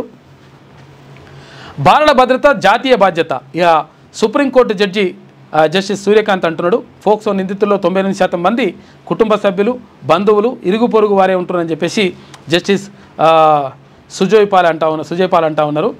మొత్తం మీద న్యాయం జరగడం అంటే ఏంటిది, వాళ్ళకు భరోసా ఇవ్వాలని చెప్పేసి అంటున్నారు. చిన్నారులపై జరుగుతున్న లైంగిక దాడుల పట్ల అశ్రద్ధ, వ్యవస్థాగతమైనటువంటి వైఫల్యం నేరపరమైనటువంటి లోపం మాత్రమే కాదు, అది బాల్యానికి చేస్తున్న తీవ్రమైన ద్రోహం. తెలంగాణలోని భరోసా కేంద్రాలు చట్టపరంగానే కాకుండా వైద్య మానసిక సంరక్షణకు సమగ్రంగా అందించే జాతీయ బాలల రక్షణ ఫ్రేమ్వర్క్ సహకారం చేస్తుందని చెప్పేసి సుప్రీంకోర్టు న్యాయమూర్తి జస్టిస్ సూర్యకాంత్ అంటున్నాడు. ఇక రేపు ఢిల్లీకి పోతున్నట సీఎం. పార్టీ అధిష్టానంతో పాటు కేంద్ర మంత్రులతో భేటీ అవుతాడు. తుంగతుర్తి సభకు రావాలని చెప్పేసి అక్కడ రాహుల్ గాంధీకి, ప్రియాంకకు ఆహ్వానం ఇస్తారంట. ఇక 12 నుంచి మహిళా సంఘాలకు వడ్డీ లేని రుణాలని చెప్పేసి డిప్యూటీ సీఎం బట్టి విక్రమార్క నిన్న మాట్లాడిండు. వైద్య విద్యలో కీలక సంస్కరణలు. 220 పడకలుంటే బోధనాసుపత్రి అట. బోధనాసుపత్రి అంటే ఏంది, మెడికల్ కాలేజ్. అక్కడే కొత్తగా పీజీ సీట్ల మంజూరు. స్పెషలిస్టులకు 10 ఏళ్ల అనుభవం ఉంటే అసోసియేట్ ప్రొఫెసర్గా పరిగణిస్తారట. 2 ఏళ్ల అనుభవానికి అసిస్టెంట్ ప్రొఫెసర్. కొత్త మెడికల్ కాలేజీలోనూ నేరుగా పీజీ వైద్య విద్యా సంస్థల నియంత్రణకు 2025 నిబంధనలు విడుదల చేసిరట. మొత్తం మీద 220 పడకలు ఉంటే బోధన ఆసుపత్రి అంటే ఒకటి చేసుకోవచ్చు అంట, అది మెడికల్ కాలేజ్ పెట్టుకోవచ్చు అంట. ఇక షబాజ్ గిల్ ఒకే టెస్టులో డబుల్ సెంచరీ చేసిండు. గవాస్కర్ తర్వాత రెండో భారత క్రికెటర్. ఇక టీమిండియా 2 ఇన్నింగ్స్ 6 వికెట్లు కోల్పోయి 427 పరుగులు చేసింది, డిక్లేర్ చేసిర్రు. రెండవ టెస్టులో ఇంగ్లాండ్పై పట్టు సాధించినారు. మొత్తం మీద ఇంగ్లాండ్ ఓడిపోతుంది, భారత్ గెలిచే అవకాశాలు ఉన్నాయంట. కాంగ్రెస్ సర్కార్పై ధర్మయుద్ధం. 600 రోజులైనా 6 గ్యారెంటీలు అమలేది. సీఎం పదవికి రేవంత్ రాజీనామా చేసి బీసీకి ఇస్తే నేను అధ్యక్ష పదవికి రాజీనామా చేస్తా అని చెప్పేసి ఇక్కడ రామచంద్రరావు అంటుండు. స్థానిక సంస్థల ఎన్నికల్లో సత్తా చాటుతాం. బీజేపీ అధ్యక్షుడు రామచంద్రరావు రాష్ట్ర పార్టీ అధ్యక్షుడిగా బాధ్యతలు నిన్న స్వీకరించిండు. ఢిల్లీ లీడర్లా కాకుండా గల్లీ లీడర్లా బీజేపీపై కరిగే వ్యాఖ్యలు అనుచితమని చెప్పేసి కిషన్ రెడ్డి అంటున్నాడు. కాంగ్రెస్ పార్టీ ప్రజలను మోసం చేసి అధికారంలోకి వచ్చిందని బీజేపీ రాష్ట్ర అధ్యక్షుడు ఎన్ రామచంద్రరావు ఆరోపించారు. రాష్ట్రంలో అవినీతి, అధర్మ పాలన కొనసాగుతుందన్నారు. ప్రజలను దగా చేసిన కాంగ్రెస్ ప్రభుత్వంపై ధర్మయుద్ధం చేస్తామని ప్రకటించారు. అయితే శనివారం బీజేపీ రాష్ట్ర కార్యాలయంలో కేంద్ర మంత్రి కిషన్ రెడ్డి నుంచి పార్టీ అధ్యక్ష బాధ్యతలను రామచంద్రరావు స్వీకరించాడు. అనంతరం అధ్యక్షుడి హోదాలో తొలిసారిగా మీడియాతో సమావేశంలో మాట్లాడిండ్రు. గత ఎన్నికల సమయంలో కాంగ్రెస్ మేనిఫెస్టోలో రైతులు, మహిళలు, విద్యార్థులను మభ్యపెడుతూ అనేక హామీలు ఇచ్చిందని, కానీ అధికారంలోకి వచ్చాక డబ్బులు లేవని, ప్రభుత్వం భిక్షాటన స్థితిలో ఉందని, ఉద్యోగులకు జీతాలు ఇవ్వలేకపోతున్నామని చెప్పేసి అంటుంది ప్రభుత్వం. కాబట్టి ఇది కరెక్ట్ కాదని చెప్పేసి నిన్న రామచంద్రరావు బాధ్యతలు స్వీకరించాడు, బీజేపీ రాష్ట్ర అధ్యక్ష బాధ్యతలు. ఇక వక్ఫ్ ఆస్తులకు పోర్టల్ చేస్తారట, ఒకటి ప్రత్యేక పోర్టల్ తీసుకొస్తారట. మహిళలకు స్టాంప్ డ్యూటీ తగ్గింపు అని చెప్పేసి ఇక్కడ మంత్రి పొంగులేటి శ్రీనివాసరెడ్డి అంటుండు. పాత ప్లాట్లకు వర్తింపజేసే యోచన. త్వరలో తెలంగాణ స్టాంపు సవరణ బిల్లు అసెంబ్లీ సమావేశాల్లో బిల్లు పెట్టే ఛాన్స్ ఉందంట. అధికారులతో మంత్రి పొంగులేటి సమీక్ష నిర్వహించిండు. సామాన్యులపై భారం పడకుండా భూముల ధరలు సవరించాలని చెప్పేసి సూచించిండట. రోజుకు గరిష్టంగా 10 గంటల పని, వారానికి 48 గంటలు, మించితే ఓవర్ టైం వేతనం ఇవ్వాలంట. ఓటీ నిరాఘాటంగా 6 పని గంటలకు మించొద్దంట. అరగంట విశ్రాంతి తప్పనిసరి ఇవ్వాలట. ఒకవేళ 6 గంటలు మీరు పని వరుసగా చేపిస్తే అది అరగంట విశ్రాంతి ఇవ్వాలంట. త్రైమాసికంలో ఓటీ 144 గంటల పని దాటరాదు. రాష్ట్ర కార్మిక శాఖ తాజా నోటిఫికేషన్ విడుదల చేసింది. 100 నీ బొంద, తదుపరి ఎన్నికల్లో 100 సీట్లు సాధిస్తామన్న రేవంత్ వ్యాఖ్యలపై కేటీఆర్ ఎద్దేవా చేసిందట. రైతులకు ఎవరేం చేశారో చర్చించడానికి రెడీ. 8న ప్రెస్ క్లబ్కు వస్తా, ఎమ్మెల్యేలతో కలిసి రా, నీ స్థాయికి నేను చాలు, కేసీఆర్ అవసరం లేదు, మా హయాంలో పూర్తయిన నియామకాలను నీవని చెప్పుకోవడానికి సిగ్గులేదా అని చెప్పేసి కేటీ రామారావు అంటున్నాడు. ఏం చేసిండో మరి ఈయన రైతులకు. అద్భుతం. మెరుగుపడ్డ కేసీఆర్ ఆరోగ్యం, ఆసుపత్రి నుంచి డిశ్చార్జ్ అయ్యింట కాక. ఇది ఆంధ్రజ్యోతిలో ఉన్నటువంటి ప్రధాన కథనాలు. అయితే ఒకసారి శనార్థి చూద్దాం. కేసీఆర్ స్థానాన్ని భర్తీ చేయలేరా? ఎందుకంటే కేసీఆర్ ఏదైనా కానీ ఆయన స్థాయికి అట్లా కాదు, ఈయన స్థాయికి ఇట్లా కాదు, ఈయననే మొత్తం ఆయన్నేమో తోపు తురుము ఇట్లా అని చెప్పేసి రకరకాలుగా చెప్తా ఉన్నారు. నిజంగా మరి ఇప్పుడు ఆయన స్థాయిని భర్తీ చేసే పరిస్థితి లేదా? ప్రేమంటారు వీళ్ళు ఆయన స్థాయికి. మరి ఆయన స్థాయికి ఎవరు కావాలి? ఇప్పుడు ఎవరు వస్తే ఆయన స్థాయికి మరి సరిపోతుంది? ప్రతిపక్ష నేత ఉండాలి, ప్రజల్లో ఉండాలి, తర్వాత అక్కడ అసెంబ్లీకి రావాలి. కానీ అసెంబ్లీకి రాడు, ఆ ఇంట్లో వండుకొని మళ్ళీ డైలాగులు కొడుతుంటారు. మళ్ళీ మేము సరిపోతుంది. మరి మీరు సరిపోతే మీరే తీసుకుంటే అయిపోతుంది కదా ఆ ప్రతిపక్ష నాయకుడి హోదా అనేది. ఏదో మీ అయ్యకి ఎందుకు ఇస్త్రీ, మీ మామకి ఎందుకు ఇస్త్రీ? ఇక బీఆర్ఎస్లో కనిపించని మునుపటి జోష్ పోయింది. బీఆర్ఎస్లో పోయింది. బీఆర్ఎస్ పని అయిపోయింది. ఆసుపత్రి, ఫామ్ హౌస్కి కేసీఆర్ పరిమితమైండు. కేటీఆర్ హరీష్ పైనే పార్టీ బాధ్యతలు. అయినా కేసీఆర్ మార్క్ రాజకీయాలు చేయలేకపోతున్న హరీష్, కేటీఆర్ ప్రజా సమస్యలపై స్పందిస్తున్నా మైలేజ్ తక్కువనే వస్తుంది. కేసీఆర్ భాష మాండలికమే కారణము అంటున్నారు. ఇక కొరబడుతున్న రాజకీయ వ్యూహ చతురత. మున్ముందు బీఆర్ఎస్లో ఇదే పందా కొనసాగితే భవిష్యత్ రాజకీయాలపై తీవ్ర ప్రభావం పడే అవకాశం ఉందట. ఇక కాక ఉంటే కొంతవరకు అట్లా ఇట్లో లేస్తుండే, ఆ లేసులు లేదంట. మొత్తం మీద పార్టీ వండుకుందని చెప్పేసి ఒక కథనం కనిపిస్తూ ఉంది. బీఆర్ఎస్ అధినేత కేసీఆర్ యాక్టివ్గా లేని చోటు లేని లోటు ఆ పార్టీలో స్పష్టంగా కనిపిస్తుంది. ఆ పార్టీ అగ్రనేతలు బీఆర్ఎస్ వర్కింగ్ ప్రెసిడెంట్ కేటీఆర్, మాజీ మంత్రి హరీష్ రావులు కేసీఆర్ మార్క్ రాజకీయాలు చేయలేకపోతున్నారనే ప్రచారం ఉంది. గత శాసనసభ ఎన్నికల్లో బీఆర్ఎస్ ఓటమి పాలైన తర్వాత కేసీఆర్ ఎర్రవెల్లి ఫామ్ హౌస్కి పరిమితమైండు. అప్పుడప్పుడు మాత్రం అనారోగ్య కారణాల రీత్యా హైదరాబాద్ యశోద ఆసుపత్రిలో చికిత్స కోసం వస్తూ వెళ్తున్నాడు. దీంతో పార్టీ ఇతరత్రాలకు సంబంధించిన అతి ముఖ్యమైన పనులేమి ఉన్నా బీఆర్ఎస్ కీలక నాయకులను ఫామ్ హౌస్కి రప్పించుకుంటున్నాడు. అత్యంత ప్రయారిటీ కలిగినటువంటి అంశాలు తప్ప ఇతర విషయాలను గత కొద్ది రోజులుగా కేసీఆర్ అస్సలు పట్టించుకోవడం లేదు. ఇటీవల కాళేశ్వరం ప్రాజెక్టుపై పీసీ ఘోష్ కమిషన్ నోటీసుల సందర్భంగా కేసీఆర్ కాస్త హడావిడి చేసిన ఆ తర్వాత మళ్ళీ గప్చుపోయిండు. ఈ నేపథ్యంలోనే చానాళ్లుగా బీఆర్ఎస్కి సంబంధించిన కీలక అంశాలు, పార్టీ కార్యక్రమాలను దాదాపు ఆ పార్టీ వర్కింగ్ ప్రెసిడెంట్ కేటీ రామారావు చూసుకుంటున్నట. హరీష్ రావు కూడా ప్రజా సమస్యలపై మాట్లాడుతున్నారు కానీ మరి కేసీఆర్ వస్తే తప్ప కాదంటున్నట. మరి కేసీఆర్ ఏమో ఆడనే ఉంటుండే. ఏందో కథ. అగ్రకుల వాసనతో మెడికల్ స్కామ్ చూసుకోయిగా. సిబిఐ లంచాల కేసులో దేశవ్యాప్తంగా 36 మంది డాక్టర్లు ఉన్నారు. జూన్ 30న ఎఫ్ఐఆర్ నమోదు చేసిండ్రు. తెలుగు రాష్ట్రాల్లో కొమ్మారెడ్డి, హరిప్రసాద్లపై కేసు నమోదు చేసిండ్రు. నకిలీ రోగుల నాటకం, గోస్ట్ ఫ్యాకల్టీతో బురిడి అంట. రోగులు ఉండరాడా? ఎందుకంటే ఇంతమంది రోగులు ఉండాలి, ఇన్ని బెడ్లు ఉండాలి, ఇంతమంది సిబ్బంది ఉండాలి, తర్వాత ఇక అసిస్టెంట్ ప్రొఫెసర్లు, అసోసియేట్ ప్రొఫెసర్లు వీళ్ళందరూ ఉండాలి, తర్వాత ఇవన్నీ ఉండాలి, ఈ సౌకర్యాలు ఉండాలని చెప్పేసి ఒక రూల్స్ అండ్ రెగ్యులేషన్స్ ఉంటాయి. దేనికి? ఒక మెడికల్ కాలేజ్ పెట్టుకోవాలంటే. అక్కడ రోగులు లేకున్నా కానీ కిరాయి రోగులను తెచ్చిపెడుతున్నాడా. ఇప్పుడు ఇవాళ తనిఖీలకు వస్తారు, ఇవాళ మొత్తం ఎంక్వైరీకి వస్తారు అనగానే ధన్మని తీసుకొచ్చేసి వాళ్ళని వీళ్ళు తీసుకొని జమ చేసుకుపోయి అలా పండబెడుతున్నాడు టీనే. ఇట్లా ఇవన్నీ కూడా తేలుతున్నాయంట. దీనికి ఏమవుతుంది? ఆ వచ్చినటువంటి ఎంక్వైరీకి వచ్చినటువంటి ఆఫీసర్లు ఉంటారు కదా, వాళ్లకు ఏది లంచాలు ఇచ్చుడు ఇవన్నీ కూడా చేస్తూ ఉన్నారంట. దీనికి సంబంధించి సిబిఐ ఎంక్వైరీ చేస్తూ ఉంది. శంకర్దాద ఎంబీబీఎస్ లెక్క అనమాట. నకిలీ రోగుల నాటకం, గోస్ట్ ఫ్యాకల్టీతో బురుడి.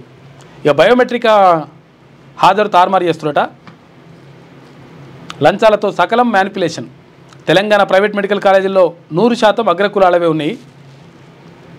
రెడ్డి, కమ్మ, వెలుమలకు అగ్రతాంబూలం. దొరికితే దొంగలు, లేకపోతే దొరలు. చూసుకోవాలి ఎట్లున్నదో కథ. ఆగమాన్ చేస్తున్నారు. అగ్రకుల వాసన గల ప్రైవేట్ మెడికల్ కాలేజీల యాజమాన్యాల మరో స్కామ్ వెలుగు చూసింది. నేషనల్ మెడికల్ స్కామ్ కేసులో దేశవ్యాప్తంగా 36 మంది పేర్లను సిబిఐ ఎఫ్ఐఆర్లో చేర్చింది. జూన్ 30వ తేదీన సిబిఐ ఎఫ్ఐఆర్ నమోదు చేసింది. ఇక పలువురు నేషనల్ మెడికల్ కౌన్సిల్ సభ్యులు, కేంద్ర ఆరోగ్య శాఖ అధికారులపై కేసులు నమోదైనాయి. అయితే వీరు మెడికల్ కాలేజీలో జరిపే తనిఖీల సమాచారాన్ని లంచాలు తీసుకొని ముందుగానే ప్రైవేట్ కాలేజీల యాజమాన్యాలకు చేరవేసేవారట. ఈ సమాచారం అందించినందుకు నేషనల్ మెడికల్ కౌన్సిల్ సభ్యులకు పెద్ద మొత్తంలో ముడుపులు ముట్టేవి. మేము వస్తున్నామని చెప్తారట. డైరెక్ట్గా తనిఖీలకు ఎట్లా పోవాలి చెప్పకుండా పోవాలి, కానీ మేము వస్తున్నామని చెప్తారట.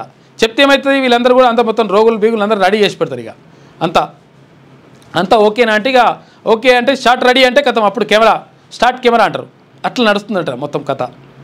ఇట్లా నడుస్తుందుకు కారణం ఏంటి అంటే ఈ మెడికల్ కాలేజీలో నిజంగా రోగులు లేరు, తర్వాత పరిస్థితి లేదు, దారుణమైనటువంటి వ్యవస్థలు ఉన్నాయి, తర్వాత అక్కడ ఫ్యాకల్టీ లేదు. గోస్ట్ ఫ్యాకల్టీ అంటే ఫ్యాకల్టీ ఉంటుంది కానీ ఫ్యాకల్టీ ఉన్నట్టుగా చూపిస్తారు, వేరే వాళ్ళ సర్టిఫికేట్ పెట్టుకుంటారు, ఇట్లా చూపిస్తారు అనమాట. ఇవన్నీ చేస్తారట కథలు. వాళ్ళు ఎవరు అంటే వాళ్ళే ఉన్నారు. ఇక సీతక్కను మిమ్మల్ని హెచ్చరించలేదు. మావోయిస్టు పార్టీ సంచలన ప్రకటన చేసింది. ఆపరేషన్ కగార్ను రాష్ట్ర ప్రభుత్వం వ్యతిరేకిస్తున్నదని వెల్లడి. మావోల సమాచారం కోసం ఆదివాసీలను పోలీసులు వేధిస్తున్నారనే ఆరోపణలు. అయితే రాష్ట్ర కమిటీ దామోదర్ లొంగుబాటుపై దుష్ప్రచారం చేస్తుండ్రు, అందులో ఎలాంటి వాస్తవం లేదని చెప్పేసి జగన్ అంటా ఉన్నట. సీతక్కను మేము ఏమీ హెచ్చరించినట్టుగా వచ్చిన వార్తలు కరెక్ట్ కాదంటున్నట మొత్తం మీద. మంత్రి సీతక్కను హెచ్చరిస్తూ ఇటీవల మావోయిస్టులు లేఖ రాశారంటూ జరిగిన ప్రచారంపై తాజా మావోయిస్టు పార్టీ సంచలన ప్రకటన చేసింది. మంత్రి సీతక్కపై తాము ఎలాంటి లేఖ విడుదల చేయలేదని, ఆ లేఖకు మావోయిస్టు పార్టీకి ఏ సంబంధం లేదని పేర్కొంది. ఈ మేరకు మావోయిస్టు పార్టీ తెలంగాణ రాష్ట్ర అధికార ప్రతినిధి జగన్ శనివారం పత్రికా ప్రకటన విడుదల చేసినట.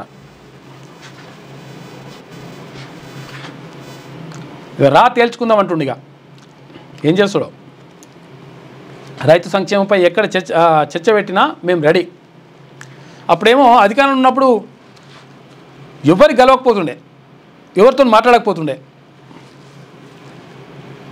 ఇప్పుడు అహంకారం అంతా దిగి 7 గంటల ఆడికి వస్తా అంటుండు. బండ్లు ఓడలు బండ్లు ఇది. అహంకారం పనికిరాదు. ఇట్లయితే కథ. తేల్చుకుందాం, రైతు సంక్షేమంపై ఎక్కడ చర్చ పెట్టినా మేము రెడీ. 8న సోమాజిగూడ ప్రెస్ క్లబ్లో చర్చకు సిద్ధం. 72 గంటల సమయం ఇస్తున్నాం, ప్రిపేర్ అయ్యి రండి. సీఎం రేవంత్ రెడ్డికి కేటీఆర్ సవాల్ విసురుతాడు. ఈయన సవాల్ విసురుతుండగా KTR, Harish second bench leaders బనకచర్లపై రేవంత్ సవాల్ను కేసీఆర్ స్వీకరించాలి. కేసీఆర్ను చర్చకు రమ్మంటే కేటీఆర్, హరీష్ వస్తా ఉండడం విడ్డూరంగా ఉంది. ప్రజా సమస్యలపై విపక్షాలకు చిత్తశుద్ధి లేదు. తెలంగాణలో పరిస్థితులు భిన్నంగా ఉన్నాయి. కాంగ్రెస్ లీడర్, మాజీ ఎమ్మెల్యే జగ్గారెడ్డి చెప్తున్నాడు. ఇక చెన్నమనేనికి ఈసీ షాక్ ఇచ్చింది. ఓటర్ల జాబితా నుంచి రమేష్ పేరు తొలగింపు. చెన్నమనేని పౌరసత్వ వివాదంపై సుదీర్ఘ పోరాటం చేసిన ఆది శ్రీనివాస్ న్యాయస్థానం ఆదేశాలతోటి ఈసీ కీలక నిర్ణయం తీసుకుంటా. ఈ చెన్నమనేని రమేష్ అని చెప్పేసి ఈయన వేములవాడ ఎమ్మెల్యే ఉండే అప్పుడు గతంలో 2 సార్లు.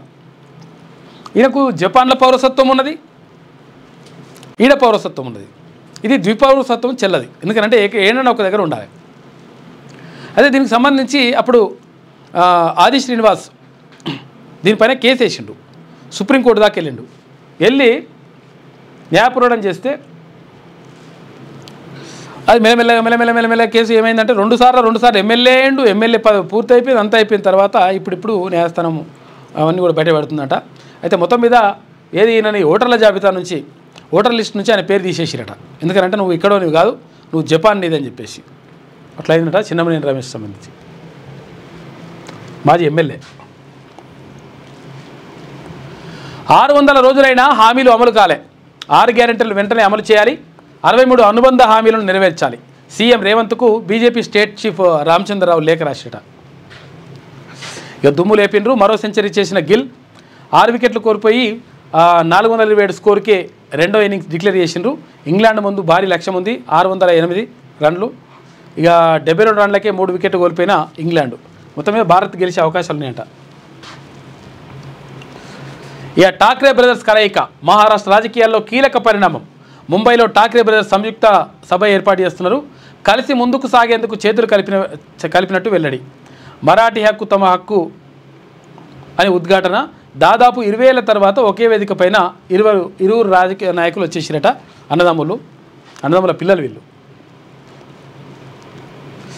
మహారాష్ట్ర రాజకీయాల్లో కీలక పరిణామం చోటు చేసుకుంది. శివసేన యూబీటీ అధ్యక్షుడు ఉద్ధవ్ ఠాక్రే, మహారాష్ట్ర నవనిర్మాణ సేన అధినేత రాజ్ ఠాక్రే అపూర్వ కలయిక జరిగింది. మహాయుతి సర్కార్ రాష్ట్రంలో హిందీ భాషను అమలు చేస్తున్న తీరును వ్యతిరేకిస్తూ ముంబైలో నిర్వహించిన మెగా విజయోత్సవ సభలో ఇరువురు నేతలు పాల్గొన్నారు. మరాఠీ తమ హక్కు అని ఇరువురు నేతలు కూడా ఉద్ఘాటించారట. మొత్తం మీద మేమిద్దరం ఒకటే అని చెప్పేసి అన్నదమ్ముల కొడుకులు వీళ్ళు పిల్లలు.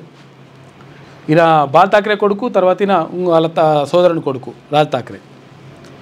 ఇద్దరు కలిసి ఉండక అప్పుడు ఏం చేశారంటే ఈయన మహారాష్ట్ర నవనిర్మాణ సేన అని చెప్పేసి ఈయన పెట్టిండు. ఇక బాల్ ఠాక్రే పెట్టిన పార్టీని ఆయన కొనసాగించిండు, ఎవరు ఉద్ధవ్ ఠాక్రే. ఆ తర్వాత ఇప్పుడు ఉద్ధవ్ ఠాక్రే పార్టీ బాల్ ఠాక్రే పెట్టిన పార్టీ కూడా ఇప్పుడు రెండు పార్టీలుగా చీలిపోయింది. ఒకటి ఇప్పుడు ఇది మామూలు శివసేన అంటే బాల్ ఠాక్రే పెట్టిన పార్టీ ఏమో ఆయనకి వెళ్ళిపోయింది ఏక్నాథ్ షిండేకి అప్పుడు. ఆ తర్వాత ఉద్ధవ్ ఠాక్రేకు ప్రత్యేక ఉద్ధవ్ ఠాక్రే పార్టీ శివసేన పార్టీ అని వచ్చిందనమాట. వీళ్ళిద్దరు ఒకటే అయిపోయారు, మరి ఏం చేస్తారో చూడాలి.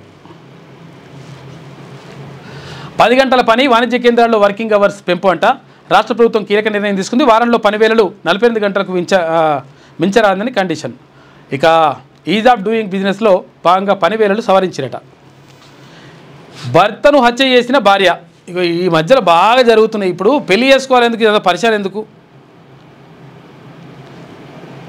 ఇప్పుడు ఏమవుతుంది, ఇప్పుడు ఇంకొన్ని తోటి ప్రియుడు బీయుడు ఇవన్నీ కథలు నడుస్తున్నాయి. ఆ ప్రియుడినో పెళ్లి చేసుకుంటే మన పరిచయం ఇదంతా పోతుంది కదా. ఒకటి పెళ్లి చేసుకోవడం ఎందుకు, ఇంకొంత నుండు ఎందుకు, ఇదంతా పరిచయం చేసుడు ఎందుకు? ప్రియుడితో మాట్లాడొద్దని మందలించినందుకు మర్డర్ చేసిందట. గొంతు నులిపేసి చంపిన వైనం. మేడ్చల్ జిల్లా బాచుపల్లిలో దారుణం చోటు చేసుకుంది. చూసుకోయిగా రైతుల చెంతకు ఏఐ సేవలంట. మొబైల్ ద్వారా శాటిలైట్ సర్వీసెస్, ముందస్తుగానే పంట రోగాలు గుర్తింపు, కూలీల ఖర్చు తగ్గింపే లక్ష్యం అని చెప్పేసి ఇక్కడ మంత్రి తుమ్మల నాగేశ్వరరావు అంటుండు. ఠాక్రే బ్రదర్స్ కలిసిరు. ఉపాధి లేక దేశానికి భారంగా మారుతున్న యువత అని చెప్పేసి ఒక ప్రత్యేక వ్యాసం రాసిండు గంటా సోమన్న. జోరుగా జూదం కేలి భారీగా జేబులు ఖాళీ అవుతాయి. జూదం ఆడితే ఖాళీ కాకపోతే ఏమవుతాయి?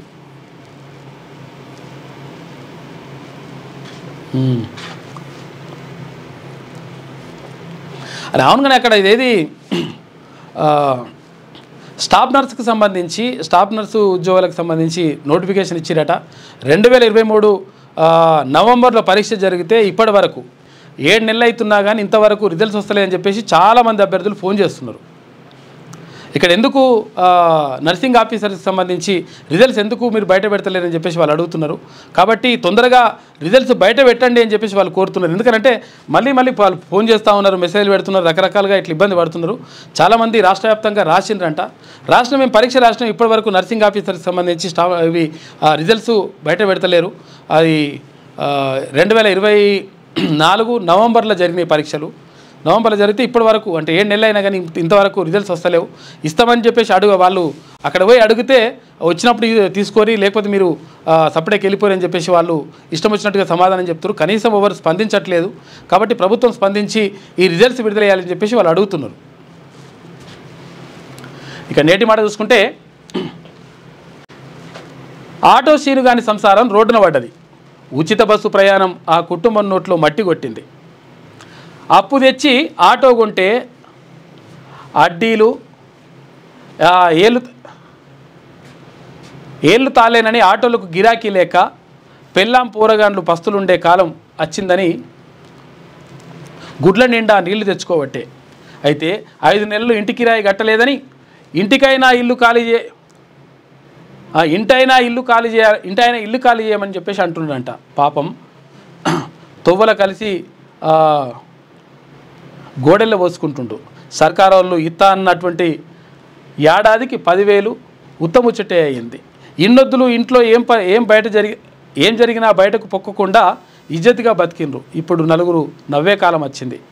పొద్దంతా అడ్డకాడే ఉండి కిరాయి లేక అటు ఇటు తిరిగితే 200 సంపాదన లేకపోయాయని నెత్తి కొట్టుకోబట్టే. తెలంగాణలో ఆటో డ్రైవర్ల బతుకులను ఎవరు పాపం అనేది, వాళ్ళ కుటుంబాలకు ఎవరు భరోసా ఇచ్చేది? కష్టజీవుల కన్నీళ్లకు కారకునైనోళ్లను ఇంకెన్నడు కళ్ళు తెరిచి ఆటో కార్మికులను ఆదుకుంటారు అని చెప్పేసి పెద్దపల్లి రాజన్న. ఎందుకంటే గతంలో హామీ ఇచ్చిండ్రు, వీళ్ళకు సంవత్సరానికి 12,000 ఇస్తామని చెప్పేసి అన్నారు. తర్వాత వీళ్ళకు ప్రత్యామ్నాయంగా ఏమైనా చూపిస్తానన్నారు. మరి ఉచిత బస్సు పెడితే కొంతవరకు వీళ్ళకి దెబ్బ పడ్డది. మరి ఆటో కార్మికులకు సంబంధించి ఎందుకు ప్రభుత్వం పట్టించుకోవట్లేదని చెప్పేసి ఒకటి నేటి మాట రాసిండు పెద్దపల్లి రాజన్న వాళ్ళ బాధల గురించి. ఇది శనార్థిలో ఉన్నటువంటి ప్రధాన కథనాలు. అయితే ఒకసారి సాక్షి చూద్దాం. ఇంగ్లాండ్ లక్ష్యం 608. ఇక బర్మింగ్హామ్ టెస్టులో శుభ్మన్ గిల్ సెంచరీతో పాటు పంత్, జడేజా అర్ధ సెంచరీలతో రెండో ఇన్నింగ్స్ను 6 వికెట్లు కోల్పోయి 427 పరుగుల వద్ద డిక్లేర్ చేసింది భారత్. ఎదురులేని నీరజ్ భారత్లో నిర్వహించినటువంటి తొలి అంతర్జాతీయ javelin throw event Neeraj Chopra క్లాసిక్లో నీరజ్ చోప్రా విజేతగా నిలిచాడు. అతను జావెలిన్ను 86.18 మీటర్ల దూరం విసిరిండట. మస్తు గ్రేట్ అసలు. గతంలో కూడా పథకాలు తెచ్చిండు. నా ప్రస్థానంలో ప్రతి మలుపు జనజీవనంతో ముడిపడి ఉంది అని చెప్పేసి డాక్టర్ రాజశేఖర్ గారి కొటేషన్ చూసుకోవచ్చు. వైవిధ్యమైనటువంటి వాణిజ్యం. ఇరు దేశాల మధ్య వ్యాపారం వాణిజ్యాన్ని మరింత వైవిధ్యంగా తీర్చిదిద్దుకోవాలని భారత్, అర్జెంటీనా నిర్ణయించినట్లు మోడీ చెప్పిండు.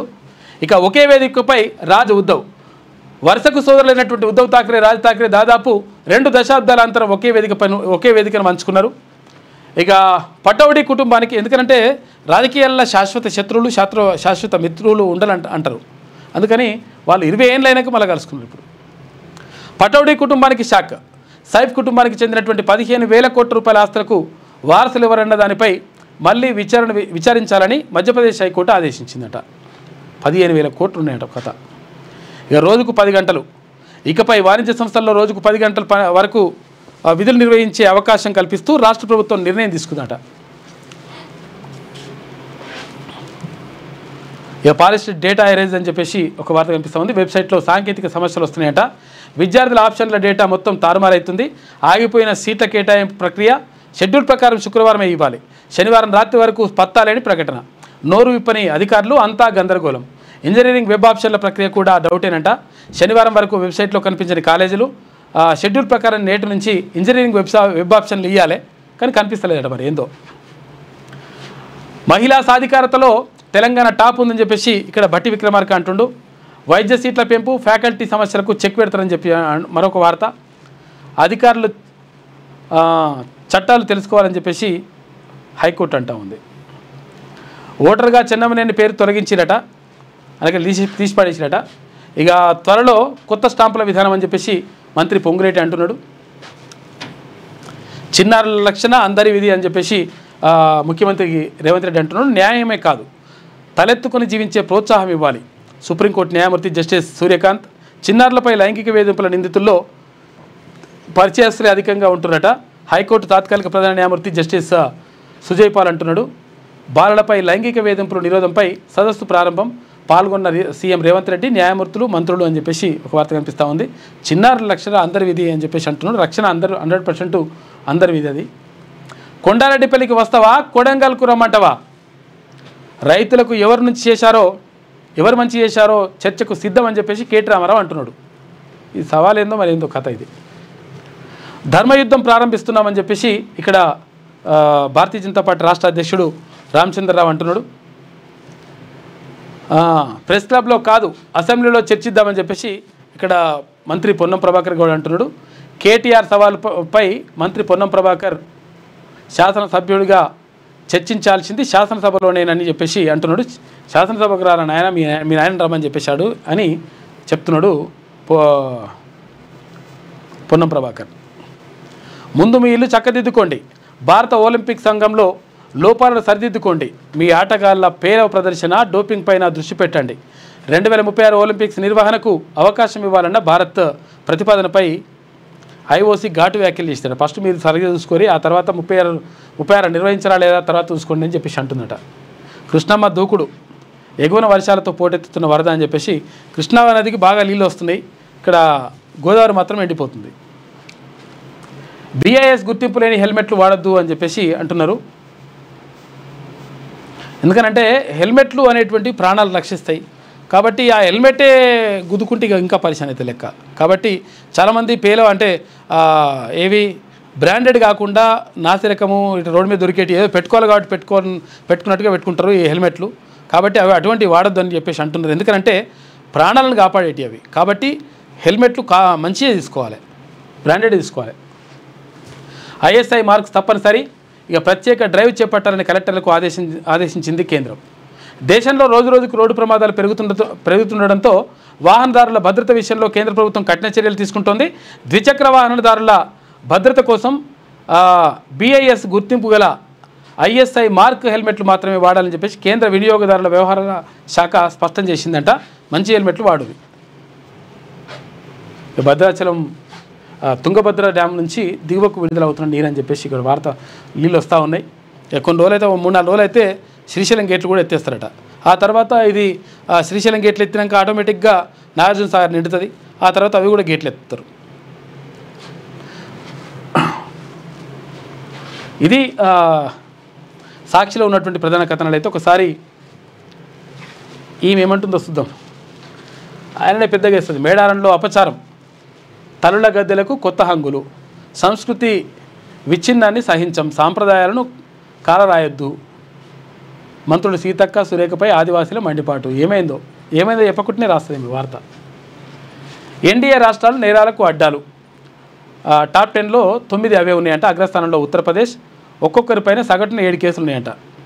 NCRC నివేదికలో సుస్పష్టం అని చెప్పేసి ఈమె రాసుకొచ్చింది. మంగళవారం ఉదయం 11 గంటలకు ప్రెస్ క్లబ్లో చర్చకు రా సీఎం అని చెప్పేసి కేటీ రామారావు అంటున్నట. రైతులకు ఎవరేం చేశారో తేలుద్దాం, 72 గంటల టైం ఇస్తున్నా, ప్రిపేర్ అయ్యి రా. అన్నదాతకు సున్నం పెట్టిందే మీరు, రేవంత్ రెడ్డి సవాల్ను స్వీకరిస్తున్నామని చెప్పేసి మాట మీద నిలబడతావా అని చెప్పేసి కేటీఆర్ అంటున్నాడు. మీరే నిలబడాలి మాట మీద. ప్రజల కోసం పోరాడదాం, రైతు సమస్యలపై పోరాటం ఉధృతం చేయాలి, పదవులు అధికారం ఎవరికి శాశ్వతం కాదు. పాలమూరు జిల్లాకు చెందిన నేతలతో కేసీఆర్ మాట్లాడినట. దవాఖాన నుంచి డిశ్చార్జ్ అయ్యిండు, నందినగర్లో బస చేసినట. కేసీఆర్ను కలిసిన పార్టీ ప్రజాప్రతినిధులు నేతలు అని చెప్పేసి మంచిగా ఉన్నది కథ. కుమారుడికి కేసీఆర్ పేరు పెట్టినట. బీఆర్ఎస్ అధినేతపై అభిమానంతో పెట్టుకున్న ఆటో డ్రైవర్ అని చెప్పేసి కేసీఆర్ అని పెట్టినట పేరు. మంచిగా ఉన్నది. ఇప్పుడు ఈలా కుమారుడికేమో కేసీఆర్ కుమారుడికేమో ఏది నందమూరి తారక రామారావు NTR పేరు పెట్టిండ్రు. NTR పేరు పెట్టకుంటే ఏమంటే తారక రామారావు అని పెట్టుకున్నాడు. ఈయన పేరు అజయ్ రావు అని ఉండేనట. రేపు 47వసారి ఢిల్లీకి రేవంత్ రెడ్డి. ఎన్నిసార్లు పోతున్నా కూడా రాస్తుంది ఈమె, పోతున్నాడు వస్తున్నాడని. ఎరువుల కోసం కేంద్ర మంత్రులతో భేటీకి అవకాశం అంట. ఇక మరో 2 రైతుల ఆత్మహత్య, దిగుబడులు రాక అప్పులు తీర్చలేక మనస్తాపం అంట. రుణమాఫీ కూడా కాకపోవడంతో మరింత దిగులు అని చెప్పేసి రామాంజనేయులు, బండారి దేవేందర్. సున్నం చెరువుపై తలవ లెక్క అని చెప్పేసి ఎటు తీరని FTL పంచాయతీ విస్తీర్ణం ప్రభుత్వ శాఖల మూడు ముక్కలాట, రెవెన్యూ ఎంత కూడా జరుగుతుందని చెప్పేసి ఈమె రాసుకొస్తూ ఉంది. ఆంధ్రప్రదేశ్లో కేసీఆర్ పథకం అంట. కేసీఆర్ కిట్ మాదిరి NTR బేబీ కిట్ అమల్లోకి తెచ్చిన కూటమి సర్కార్ తెలంగాణ స్కీమ్ను నీరుగార్చిన కాంగ్రెస్ అంట. పేరు మార్చి అమలు మరిచిన రేవంత్ అని చెప్పేసి ఈమె ఇట్లా చెప్పుకొస్తూ ఉంది. కేసీఆర్ పథకం ఏం పెట్టలేదు వాళ్ళు NTR బేబీ కిట్ అని పెట్టిరు. దేశానికే ఆదర్శం, భరోసా కేంద్రం, కేసీఆర్ దూరదృష్టికి దేశవ్యాప్త ప్రశంస అని చెప్పేసి ఇవన్నీ కేసీఆర్ మంచి చేసిండు, ఎవరు ఇట్లా అని చెప్తున్నట్టు ఈమె. ఇక సర్కార్తో యుద్ధమే అని చెప్పేసి 50 డిమాండ్లు నెరవేర్చకపోతే తాడోపేడ తేల్చుకునేందుకు సిద్ధమని చెప్పేసి TGO రాష్ట్ర అధ్యక్షుడు ఏలూరి అంటున్నట్టుగా ఒకటి వార్త తీసుకొచ్చింది ఈమె. ఇన్కమ్ ట్యాక్స్ బాధుడు, ముక్కు పిండి వసూలు చేస్తున్న కేంద్ర ప్రభుత్వం. ఇక నమస్తే తెలంగాణ ముల్కనూరు ప్రజా గ్రంథాలయం వారి ముల్కనూరు సాహితీ పీఠం వాళ్ళు కథల పోటీ నిర్వహిస్తున్నట. కాకకోటి ఇది కాక కథలు రాస్తాడు, కథలు రాస్తాడు, పాటలు రాస్తాడు. కథల వేడుక కళల పండుగ, ఈ ఆషాఢంలో ఆనందాల జల్లు అని చెప్పేసి వైకుంఠపాలికి వేణు మరీదికి వచ్చింది. ఇక బిస్మిల్లా రామ్లల్లాకు పెద్దింటి అశోక్ కుమార్ నిన్న వచ్చింది. ఆయన ఇంటర్వ్యూ చేయాలి, మాట్లాడాలి. మంచి కథా రచయిత ఆయన, అద్భుతంగా రాస్తాడు. ఇక మృత్యోర్మ అమృత అంగమయ్య అని చెప్పేసి సలీంకి, ఆత్మసాక్షాత్కారానికి yes సుగ్నారావు, doctor ఎక్రో సుగ్నారావుకి, కర్మయోగికి నామని Sujana Devi, తోడుపెద్దుకి B Balaramaswamy, తిమింగరాలు తిరిగే తీరంలో అని చెప్పేసి సయ్యద్ గఫార్, చెహ్రాకు హుమాయూన్ సంగీర్ అని చెప్పేసి ఇవన్నీ కథల పోటీలో వీళ్ళకి వచ్చినాయంట. ఇది ఈమె చెప్తున్నటువంటి మాట. మొత్తం మీద కాక హాస్పిటల్కి వస్తే ఒక మాట, మళ్ళీ ఆడ పండుకుంటే ఒక మాట.